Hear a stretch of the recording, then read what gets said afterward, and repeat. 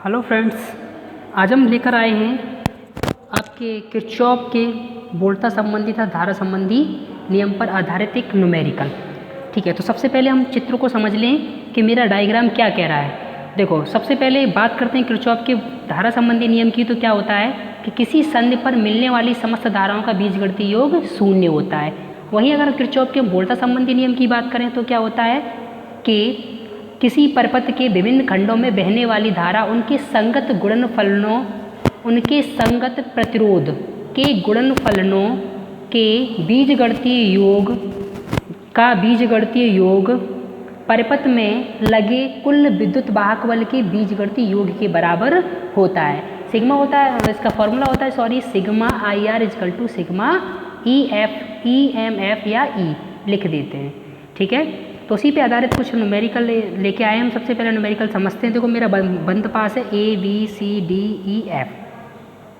इसमें धारा मैंने मान ली बैटरी लगी है। देखो, सब बैटरी एक ही दिशा में लगी है। प्लस का साइन एक ही साइड में, माइनस का साइन एक ही साइड में। यहाँ प्रतिरोध है 3 ओम, 2 ओम और 1 ओम का। इसमें धारा मैंने मान ली I3, इसमें I2 और इसमें I1। अब हम चलते हैं उपरोक्त चित्रानुसार किरचॉफ के वोल्टा संबंधी नियम से। सबसे पहले हम लेके चलते हैं बंद पास EFCDE में, EFCDE में। ठीक है, तो मैंने किया संगत प्रतिरोध कितना है 3 ओम, धारा I3 माइनस।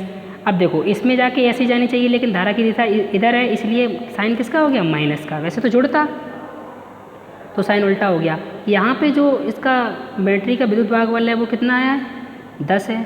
यहाँ कितना है 4 है, तो घट गया क्योंकि अगर हम पहली वाली शाखा से धारा के मान को लेके चलेंगे तो 10 में से 4 का मान आपका घटेगा।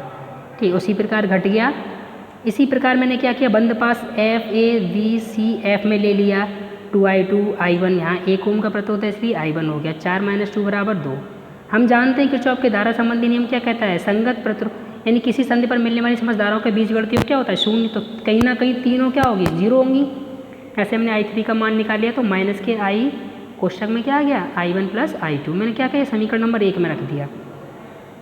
इसे रखने के बाद मैंने इसे सॉल्व किया तो मेरे पास समीकरण नंबर 3 ये प्राप्त हो गया। उसके बाद मैंने क्या किया, समीकरण 2 में 3 से गुणा करके 3 से घटाने पर जैसे मैंने गुणा किया घटा दिया तो देखो, जहाँ माइनस थे वहाँ प्लस हो गया, जहाँ प्लस था वहाँ माइनस हो गया। ये कैंसिल हो गया। माइनस के 11 I2 = 6 में से 6 अगर जाएगा तो क्या बचेगा 0। इसलिए I2 की वैल्यू कितनी आ गई आपकी 0। हमने क्या किया, अब I2 का मान समीकरण 1 में रख दिया। ये देखो रखा हुआ है। यहाँ से मुझे I1 की वैल्यू मिल गई है -2 एम्पियर। ठीक है, उसके बाद मैंने वही आपका जो इक्वेशन बना था I3 बराबर -I1 - I2, उसमें I1 और I2 के मान रख दिए तो मुझे मान प्राप्त हो गया I3। ठीक है, अब दूसरा क्वेश्चन क्या कह रहा था इसमें आपका, ये तो पहला आंसर हो गया I1 I2 I3 के मान हो गए।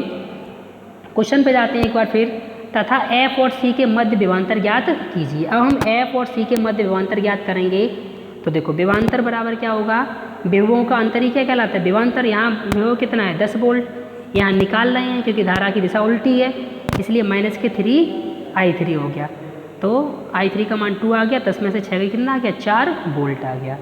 अब हम इस प्रकार के क्वेश्चंस को, कितनी भी समस्याओं हो इस प्रकार के क्वेश्चन में हम साधारण तरीके से इसी तरीके से, यानी कि आपके पास अगर लूप आ जाए या ऐसा इस प्रकार का सर्किट आ जाए और आपको धाराओं के मान निकालने में दिक्कत हो रही हो तो हम केवल और केवल किरचॉफ का वोल्टा संबंधी नियम लगाएंगे और आसानी से मान निकाल सकते हैं। ठीक।